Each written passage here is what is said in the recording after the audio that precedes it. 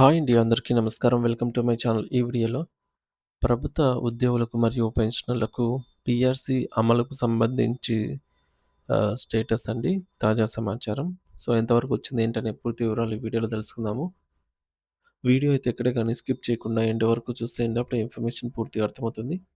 అలాగే వీడియో చూస్తున్న ప్రతి ఒక్కరు వీడియోకి లైక్ చేయండి ఫ్రెండ్స్. ఈ వీడియోని తోటి ఉద్యోగ, పెన్షనర్ మిత్రులతో అయితే షేర్ చేయండి. కొత్తగా మన ఛానల్ చూస్తున్నవారు ఇంకా ఎవరైనా సబ్స్క్రైబ్ చేసుకోకుంటే వెంటనే మన ఛానల్ అయితే సబ్స్క్రైబ్ చేసుకోండి. సో, దీని ద్వారా నేను చేసే లేటెస్ట్ వీడియోస్ అన్నీ మీ వరకు రీచ్ అవుతాయి. ఇక ఆలస్యం చేయకుండా వివరాల్లోకైతే వెళ్ళిపోదాము.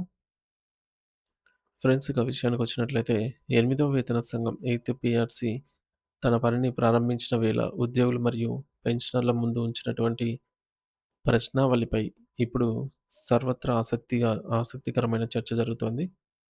ముఖ్యంగా ఈ సమాధానాలను సమర్పించడానికి మార్చి 16 తేదీని గడువుగా అయితే నిర్ణయించిన నేపథ్యంలో కేంద్ర ప్రభుత్వం ఈసారి అనుసరిస్తున్న విధానం అత్యంత భిన్నంగా ఉండబోతోంది.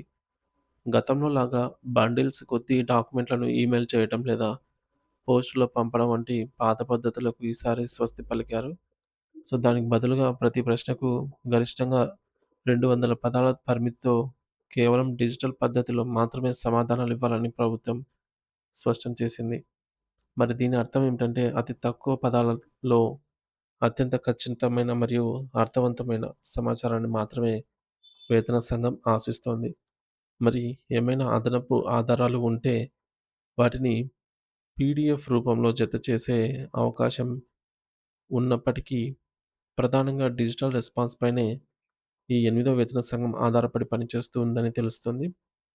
మరి సాధారణంగా ఏ విషయాన్నైనా లోతుగా ప్రశ్నించే తత్వం సబ్జెక్టుపై పూర్తి అవగాహన ఉన్న వారికే సాధ్యమవుతుంది. 8వ వేతన సంఘం అడిగిన 18 ప్రశ్నలను మనం జాగ్రత్తగా విశ్లేషిస్తే అసలు ప్రభుత్వం యొక్క మూల ఉద్దేశాలేంటో మనకు స్పష్టంగా అర్థమవుతాయి. ఒకసారి గతాన్ని పరిశీలిస్తే 6వ వేతన సంఘం 19 ప్రశ్నలను అడిగింది. 7వ వేతన సంఘం 15 ప్రశ్నలను మాత్రమే అడిగింది. కానీ ఇప్పుడు 8వ వేతన సంఘం మళ్ళీ 18 కీలక ప్రశ్నలను ముందుకు తెచ్చింది. ఈ ప్రశ్నల సంఖ్యలోని మార్పులు కేవలం అంకెలు మాత్రమే కాదు, ప్రభుత్వ ప్రాధాన్యతలలో వస్తున్నటువంటి మార్పులకు ఇవి నిదర్శనాలు. సో, ఆరో వేతన సంఘం సమయంలో 2004 జనవరి 1 నుండి కొత్త పెన్షన్ విధానం ఎన్‌పీఎస్ అమల్లోకి వచ్చింది కాబట్టి, పాత పెన్షన్ స్కీమ్ ఓపీఎస్‌లో ఉన్నవారికి మరియు కొత్తగా చేరిన వారికి మధ్య ఉన్న వ్యత్యాసాల మీద ఎక్కువ దృష్టి పెట్టారు. ఏడో వేతన సంఘం నాటికి ఎన్‌పీఎస్ అమలై 10 ఏళ్లు పూర్తయినందున ఆ పథకంలో ఏమైనా మార్పులు చేయాలా వద్దా అనే కోణంలో ప్రశ్నలైతే ఉన్నాయి. అయితే ఇప్పుడు ఎనిమిదో వేతన సంఘం ప్రశ్నావళిలో ఒక ఆందోళనకరమైనటువంటి మార్పు కనిపిస్తుంది. దేశంలో ప్రస్తుతం 50 లక్షల మంది పనిచేసే ఉద్యోగులు ఉంటే, సుమారు 70 లక్షల మంది పెన్షనర్స్ ఉన్నారు. అంటే పనిచేసే వారి కంటే పెన్షన్ తీసుకునే వారి సంఖ్య చాలా ఎక్కువగా ఉంది. మరి దీనివల్ల ప్రభుత్వం బడ్జెట్‌లో పెన్షనర్ల కోసం కేటాయించే ఖర్చు విపరీతంగా పెరిగిపోతుందని ప్రభుత్వం తన ప్రశ్నల ద్వారా ఆవేదన వ్యక్తం చేస్తోంది. మరి పెన్షనర్ల కోరికలలో కేవలం సహేతుకమైన వాటిని మాత్రమే తీరుస్తూ పెన్షన్ బడ్జెట్‌ను ఎలా తగ్గించాలి అనే దిశగా ప్రభుత్వం ఆలోచిస్తున్నట్టు మనకు అర్థమవుతోంది.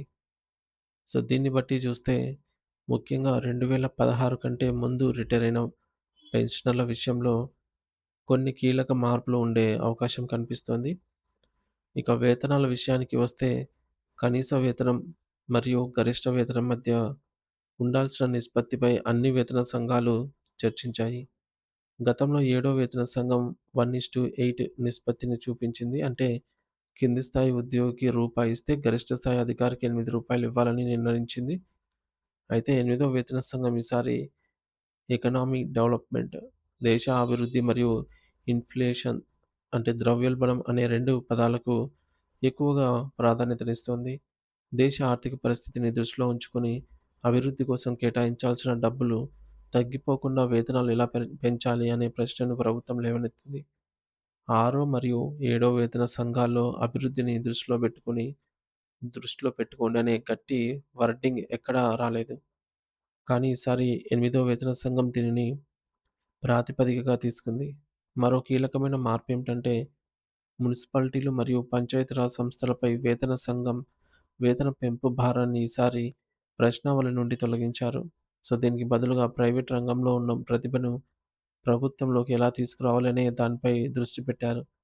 ముఖ్యంగా ఫిక్స్డ్ టర్మ్స్ ఎంప్లాయ్‌మెంట్, అలాగే టాలెంట్ పూల్, పార్ట్ టైమ్ మరియు ఫ్లెక్సీ టైమ్ వంటి కొత్త పదాలను ఈ ప్రశ్నావళిలో చేర్చారు.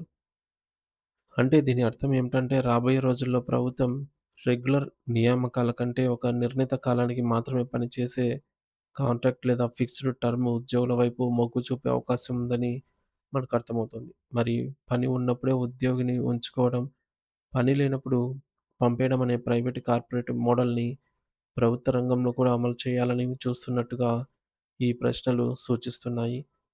మరి డీఏ పెంపుదల మరియు జీతాల స్థిరీకరణ విషయంలో కూడా ప్రభుత్వం ఒక సరికొత్త గైడింగ్ ప్రిన్సిపల్ అడుగుతోంది. అంటే జీతాలు పెంచడానికి అసలు ప్రాతిపదిక ఏమై ఉండాలి? కేవలం ధరల పెరుగుదలేనా? లేక దేశ జీడీపీ పెరుగుదల కూడా ఉండాలా? అని ప్రశ్నిస్తుంది. మరి గతంలో ఎప్పుడూ లేని విధంగా ఇన్‌ఫ్లేషన్‌కు నేరుగా లింకు పెడుతూ జీతాల పెరుగుదలను ఆర్థిక వ్యవస్థతో ముడిపెట్టాలని అయితే ప్రభుత్వం భావిస్తోంది. ఇక బోనస్ విషయానికి వస్తే ప్రస్తుతం ఉన్న రకరకాల నిబంధనలను పక్కన పెట్టి అందరికీ సమానంగా 60 రోజుల బోనస్ ఇస్తే ఎలా ఉంటుంది అనే ప్రతిపాదనను కూడా ఈ వేతన సంఘం ముందు ఉంచింది. అత్యంత సున్నితమైన మరియు కీలకమైన అంశం ఏమిటంటే రక్షణ శాఖకి సంబంధించిన పెన్షన్లు. ఏడో వేతన సంఘం రక్షణ శాఖ వితంతువుల పెన్షన్ల గురించి అడిగితే, ఎనిమిదో వేతన సంఘం మరో అడుగు ముందుకు వేసి రక్షణ శాఖ ఆధునికీకరణకు మరియు కొత్త ఆయుధాల కొనుగోలుకు పెన్షన్ల ఖర్చు అడ్డంకిగా మారుతోందా అని అడుగుతోంది. అంటే ఆయుధాలు కొనడానికి డబ్బులు కావాలంటే పెన్షన్లు ఖర్చు చేసుకోవాలా అనే చర్చను ప్రభుత్వం లేవనెత్తింది. ఇకపోతే ఇది భవిష్యత్తులో రక్షణ రంగ పెన్షనర్లలో పెను మార్పులకు దారితీసే అవకాశం ఉంది. చివరగా ఈ వేతన సంఘాల పరిణామ క్రమాన్ని గమనిస్తే ఒక విషయం స్పష్టమవుతోంది. ఆరో వేతన సంఘం మీకు తగినంత ఇస్తున్నాం. ఇంకా ఏం కావాలి? What more do you need? అనే ధోరణితో పనిచేసింది. ఏడో వేతన సంఘం మనం పనితీరుకు తగ్గట్టుగా సరిగ్గా పే చేస్తున్నామా? Are we paying effectively for performance అనే కోణంలో ఆలోచించింది. కానీ ఇప్పుడు ఎనిమిదో వేతన సంఘం మనం ఇది భరించగలమా? కెన్ వి అఫర్డ్ థిస్ అనే ప్రధాన ఉద్దేశ్యంతో పనిచేస్తోంది. దేశ ఆర్థిక లోటు, ద్రవ్యోల్బణం మరియు భవిష్యత్తు అభివృద్ధిని దృష్టిలో ఉంచుకొని మాత్రమే వేతనాలను రికమెండ్ చేయాలని వేతన సంఘం భావిస్తోంది. సో, కాబట్టి ఈసారి ఉద్యోగ సంఘాలు సమాధానాలు ఇచ్చేటప్పుడు కేవలం తమ డిమాండ్‌లకే కాకుండా దేశ ఆర్థిక స్థితిని కూడా పరిగణలోకి తీసుకొని అత్యంత చాకచక్యంగా తమ వాదనను వినిపించాల్సిన అవసరం ఉంది. ప్రభుత్వం కేవలం అఫోర్డబిలిటీ అంటే భరించే శక్తిని మాత్రమే చూస్తోంది కాబట్టి, ఉద్యోగుల కష్టం మరియు వారి సేవల వల్ల దేశానికి కలిగే ప్రయోజనాలను కూడా అదే అదే స్థాయిలో వివరించాల్సి ఉంటుంది.